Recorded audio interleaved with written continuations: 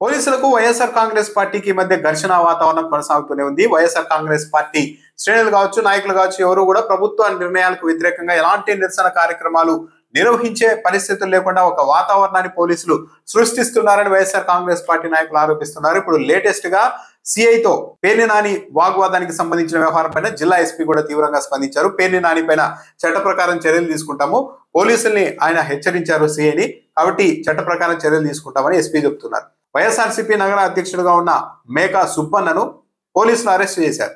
ఇదే వివాదానికి కారణమైంది. నేరుగా స్టేషన్కి వెళ్లిన పేర్ని నాని ఎందుకు ఈ అక్రమ అరెస్టు చేశారు అని కూడా ప్రశ్నించారు.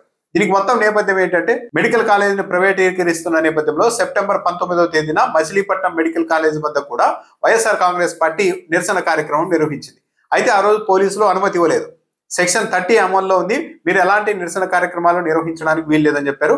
అయితే వైఎస్ఆర్ కాంగ్రెస్ పార్టీ వాళ్ళు అక్కడికి నిరసన తెలిపేందుకు వెళ్లారు. అనుమతులు లేవు అని పోలీసులు అడ్డుకుంటే 100 మీటర్ల దూరంలోనే కాసేపు కార్యక్రమం నిర్వహించి వైఎస్ఆర్ కాంగ్రెస్ పార్టీ శ్రేణులు నాయకులు వెళ్ళిపోయారు. అయితే సెక్షన్ 30 ఉన్నప్పటికీ కూడా దాన్ని ఉల్లంఘించి మరీ నిరసన కార్యక్రమాల్లో పాల్గొన్నారు అన్న అభియోగం మీద తొలుత 42 మంది మీద కేసులు నమోదు చేశారు పోలీసులు.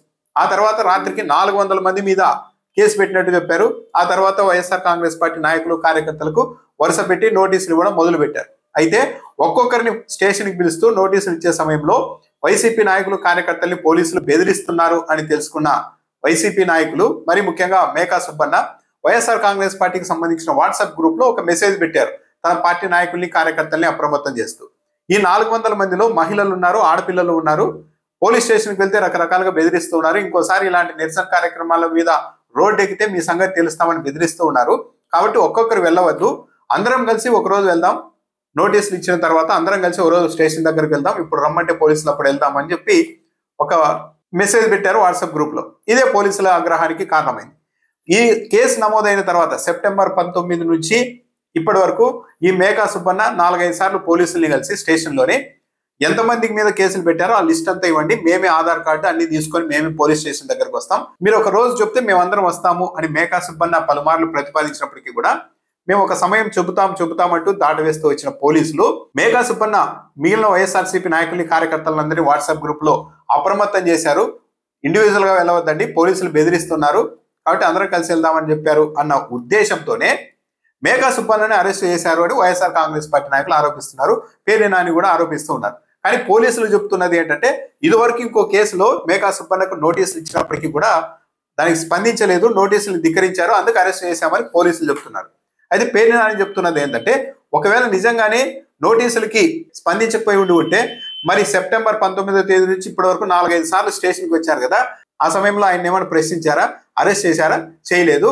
కేవలం మేకా సుబ్బన్న అనే వ్యక్తి వాట్సాప్ గ్రూప్ లో మెసేజ్ పెట్టి వైఎస్ఆర్సీపీ వాళ్ళందరినీ అప్రమత్తం చేయడంతోనే పోలీసులు ఈయన్ని టార్గెట్ గా చేసుకొని అరెస్ట్ చేశారని కూడా పేర్ని నాని చెప్తున్నారు. పేర్ని నాని స్టేషన్కి వెళ్ళినప్పుడు ఎందుకు ఈ అక్రమ అరెస్టు చేశారు అని నిలదీసినప్పుడు సిఐకి పేర్ని నానికి మధ్య కాసేపు వాగ్వాదం జరిగింది. పోలీస్ అధికారులు చాలా చులకనగా మాట్లాడారు. ఏం చేస్తారు, లాయర్లను పెట్టుకుంటారో పెట్టుకోపోండి, వెళ్ళి కోర్టులోకి వెళ్ళి బెయిల్ తెచ్చుకోండి, మేమైతే అరెస్ట్ చేస్తామని చెప్తూ ఉన్నారు. అసలు ఏం చేయగలుగుతారు మీరు, మేము రిమాండ్కి ఇస్తే మా రిమాండ్ రిపోర్టును రిజెక్ట్ చేసే సాహసం ఏ జడ్జి అన్నా చేయగలుగుతారా అని డైరెక్ట్ పోలీసులు మాట్లాడుతూ ఉన్నారు. కానీ వీళ్ళు గుర్తించాల్సింది ఏంటంటే, పోలీసులు రిమాండ్ రిపోర్టును తిరస్కరించే ధైర్యం న్యాయమూర్తులకు ఉందా అని మాట్లాడుతున్నారు. అదే పోలీస్ అధికారులు మొన్న హైకోర్టు ఒక కేసులో సిబిఐ విచారణ కూడా ఆదేశించింది. ఆ విషయాన్ని కూడా గుర్తు పెట్టుకోవాలి, పరిస్థితులు ఒకేలా ఉండవు అని కూడా పేర్ని నాని హెచ్చరించారు. పైగా ఇదే మచిలీపట్నం నియోజకవర్గంలో ఒక వ్యక్తిని ఇంటికి వెళ్ళి మరి, ఒక ఆర్ఎంపీ డాక్టర్ని ఇంటికి వెళ్ళి మరి జనసేన పార్టీ వాళ్ళు విపరీతంగా కొట్టేసి మోకాల మీద నిల్చోబెట్టి క్షమాపణ చెప్పిస్తే, అక్కడ పోలీసుల సమక్షంలోనే రౌడీ షీటర్లు దాడి చేస్తే అరెస్ట్ సంగతి పక్కన పెడితే కనీసం వాళ్ళని ఇప్పటికీ కూడా పోలీస్ స్టేషన్ కూడా పిలవలేదు. కానీ మేము మాత్రం ప్రజా సమస్యల మీద, మెడికల్ కాలేజీల ప్రైవేటీకరణకు వ్యతిరేకంగా పోరాటం చేస్తే మాత్రం ఇలా రోజు నోటీసులు ఇచ్చుకుంటూ రకరకాలుగా వేధిస్తూ, హెచ్చరిస్తూ, భయపెడుతూ ఉన్నారు. పోలీసులు కేవలం ఇక్కడ మంత్రి కొల్లు రవీంద్ర మజా కోసం మాత్రమే పోలీసులు పనిచేస్తూ ఉన్నారని కూడా పేర్ని నాని ఆరోపించారు. జగన్ వస్తే ఏం చేస్తాడు మాకు తెలీదా, ఏం చేస్తాడు అని కూడా చాలా చులకనగా పోలీస్ అధికారి మాట్లాడుతూ ఉన్నారని కూడా పేర్ని నాని ఆరోపించారు. అరెస్ట్ అయిన మేకల సుబ్బన్న మేనకోడలి వివాహం కూడా ఉంది. మొత్తం ఈయనే పెద్ద మనిషిగా ఆ వ్యవహారాలన్నీ పర్యవేక్షిస్తూ ఉన్నారు. అలాంటి వ్యక్తిని ఉదయం పోలీస్ స్టేషన్కి తీసుకొని వచ్చి కూర్చోబెట్టేశారు.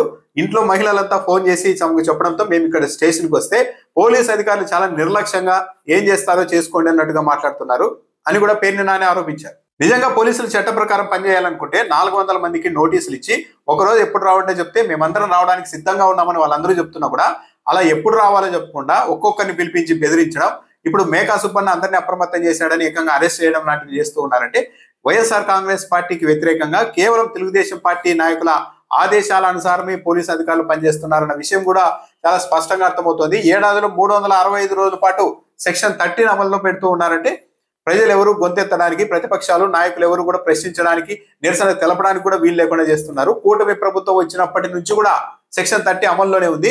ఇదెక్కడి ప్రజాస్వామ్యం అని కూడా పేర్ని నాని నిలదీశారు. పోలీసు అధికారులు, జిల్లా ఎస్పీ ఇప్పుడు పేర్ని నాని పైన కూడా చర్యలు తీసుకుంటామంటున్నారు. మరి ఆయన్ని కూడా కేసులు పెట్టి అరెస్ట్ వరకు వెళ్తారా, ఇంకేం చేస్తారు అన్నది అయితే చూడాలి.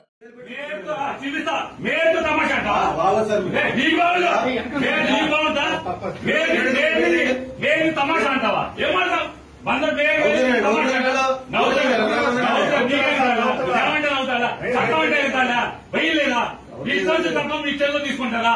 రోజు స్టేషన్ వస్తారా? రావట్లేదు అరెస్ట్ చేస్తారా?